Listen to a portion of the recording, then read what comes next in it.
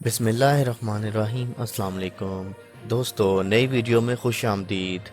دوستو، مہوش حیات کے بارے میں کون جانتا ہے؟ امید ہے کہ اس ہیروئن کو آپ سب جانتے ہوں گے۔ تو آج ہم بات کریں گے مہوش حیات کے بارے میں کہ وہ آج کل بہت ہی سنجیدہ اور سمجھداری کی باتیں کرنے لگی ہیں، اور اس کے ساتھ ساتھ وہ آج کل بہت سے ملکی معاملات میں بھی اپنا اظہار خیال دے رہی ہیں۔ دوستو، مزید ڈسکس کرنے سے پہلے ہماری ویڈیو کو لائک کریں، گلوبل ٹی وی پرو کو سبسکرائب کریں اور بیل کے بٹن کو لازمی دبائیے گا تاکہ آنے والی ہر ویڈیو آپ تک بآسانی پہنچ سکے، اور اس امید کے ساتھ کمنٹ ضرور کیجیے گا کہ ملک خدا داد پاکستان اور تمام مسلمانوں کی حفاظت کرے۔ اور دوستو، اگر آپ کو ہماری ویڈیو اچھی لگی ہے تو اسے لائک اور شیئر کرنا نہ بھولیے گا۔ دوستو، مہوش حیات بڑی اور سنجیدہ سمجھداری کی باتیں کرنے لگی ہیں۔ یہ بات انہوں نے اپنے ایک دوست صحافی سے اس وقت کہی تھی کہ جب انہیں پرائڈ آف پرفارمنس ملا تھا اور عوامی تنقید کا بھرپور جواب دیا تھا۔ پھر جب سماجی مسائل پر خاصے ناصحانہ انداز میں ٹویٹ کرنے لگی تھیں۔ یہ تمغہ تو 1 سال پہلے ملا تھا۔ اس وقت انہوں نے وہ پیارے افضل ڈرامہ کر چکی تھیں اور یہ ڈرامہ سیریل بڑی کامیابی سے چل چکا تھا۔ آج کل وہ اپنے ہم عصر فنکاروں کے مقابلے میں زیادہ سنجیدگی سے سوشل میڈیا پر نظر آتی ہیں۔ انہوں نے پنجاب نہیں جاؤں گی، جوانی پھر نہیں آنی اور چھلاوا کے علاوہ لوڈ ویڈنگ میں بھی مرکری کردار ادا کیے۔ ڈراموں سے مختلف ہی نہیں بلکہ مکمل فلمی رنگ کے کرداروں میں بھی خوبی سے پرفارم کیا۔ وہ اپنے قد کاٹ اور شکل سے بھی ہیروئن کے امیج پر پوری اترتی ہیں۔ جب سرکار کسی کو سراہتی ہے، تمغہ دیتی ہے تو ذمہ داری بھی بڑھ جاتی ہے۔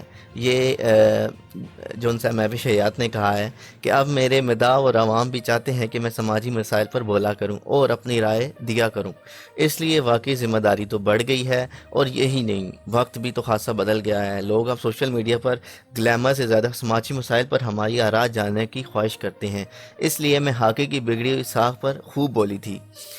انہوں نے کہا کہ ہاکی ہمارا قومی کھیل ہے اور صرف 2 دہائیاں پہلے تک ہم نے اس کھیل میں شاندار پرفارمنس دی تھی اور دنیا بھر میں ہمارے وطن کا نام روشن ہوا تھا، مگر اب ہاکی کہاں ہے؟ لوگوں نے اس کھیل کی سرپرستی کرنا چھوڑ دی تو کھیل میں بھی وہ معیار نہ رہا۔ میں نے ہاکی فیڈریشن کے گرانٹ بحال کرنے پر زور دیا تھا، خدا کر کے اب فیڈریشن کو سندھ حکومت نے کچھ گرانٹ دے دی ہے۔ تو دوسرا، وہ جو انسانہ آج کل ٹویٹر پر بھی بڑی سرگرم نظر آتی ہیں، تو انہوں نے کہا کہ اگر انہیں میرے لفظوں میں سچائی نظر نہیں آتی تو میرا ویژن پسند نہیں آتا تو وہ مجھے ٹویٹ میں تنقید بھی کرتے ہیں، مگر بہت سوچ سمجھ کر اپنی نپی تلی رائے دیا کرتی ہوں۔ یہ انہوں نے تب کہا کہ جب ان سے لوگ ان کی ٹویٹ پر تنقید کرتے تھے، اور انہوں نے کہا کہ میں جانتی ہوں کہ تمغہ ملنے پر اس سوشل میڈیا پر کچھ میرے ہی ساتھیوں نے حیرت کا اظہار کیا اور کچھ اجنبی لوگوں نے کم عمری اور نہ تجربہ کاری کی مثال دے کر مجھ پر تنقید کی۔ بہت بڑے لوگوں سے تعلقات بنانے اور فائدے اٹھانے والے ادکارہ کہا گیا، مگر یہ سچ نہیں ہے۔ جو لوگ مجھے قریب سے جانتے ہیں وہی میری بات آسانی سے سمجھ سکتے ہیں، باقی لوگ مجھے آئٹم گرل کی حیثیت سے زیادہ بڑی اداکارہ نہیں سمجھتے۔ میں دکھی ضرور ہوئی تھی، مگر لوگوں کے حق رائے دہی پر قدغن لگانے کا اختیار مجھے نہیں۔ میں پبلک فگر ہوں مگر انسان پہلے ہوں۔ دوسرا، گزشتہ 6 برسوں میں 4 کامیاب فلمیں میرے کریڈٹ پر ہیں۔ لوگ یہ کیوں بھول جاتے ہیں کہ پاکستان میں سینما اور فلم کے احیا میں تھوڑا بہت حصہ میرا بھی رہا ہے؟ پھر کیا میں غیر انسانی سلوک کی مستحق ہوں؟ CNN سے بھی انہوں نے رابطہ کیا اور انہوں نے کہا کہ میں پہلی اداکارہ تھی کہ جسے سماجی مسائل پر رائے دینے کے لیے ٹی وی نیٹ ورک کے بلاوے آئے ہیں۔ میں نے اپنی تقریر میں پاکستان کا اچھا تاثر پیش کیا ہے اور وہاں کے میڈیا نے پاکستان کے امیج کو مثبت رنگ دینے کی روایت ڈالی ہے۔ دوسرا، انہوں نے کہا کہ پڑوسی ملک کی فلموں میں اداکاری کر کے بھی تو امیج دیا جا سکتا ہے، جیسے مائرہ خان، فواد اور سچل کے ساتھ ساتھ عدنان صدیقی نے دیا تھا۔ اور یہ بھی کہہ سکتے ہیں کہ بھارت نے ہمارے اداکاروں کو محض کم معاوضے کی وجہ سے نہیں بلایا، بلکہ اپنے ملک میں ان کی مقبولیت اور صلاحیتوں کی وجہ سے کام دیا۔ اس طرح ہمارے فنکاروں نے بھی بہترین سفارتکاری کے فرائض سر انجام دیے۔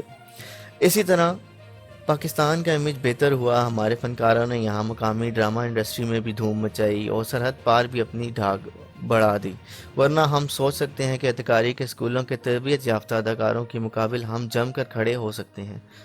یہ بھی مانتے کہ ہم خدا داد صلاحیت رکھتے ہیں، محنت کرتے ہیں اور عزت کے ساتھ کام کرتے ہیں، پھر اللہ بھی ہماری مدد کرتا ہے۔ اور انہوں نے کہا کہ چھلاوا فلم کی کامیابی کے بعد جو ہے اس پر بھی بہت سارے تنقیدیں نظر آئی ہیں۔ یہ 2019 کی کامیاب فلم رہی ہے، اور ناظرین ہم آپ کو بتاتے چلیں کہ پہلے ہی دن اس کے تمام ٹکٹ بک چکے تھے، مہینے بھر کی بکنگ ایک ہی دن میں ہو گئی تھی، اور یہ تفریحی فلم تھی۔ پوری ٹیم نے وجاہت روف کے ساتھ محنت و تعاون کیا۔ صرف میں ہی کیوں، فلم کی بقیہ کاسٹ بھی اچھی تھی، اور فلم تو ایک سبب سے نہیں دیکھی جاتی۔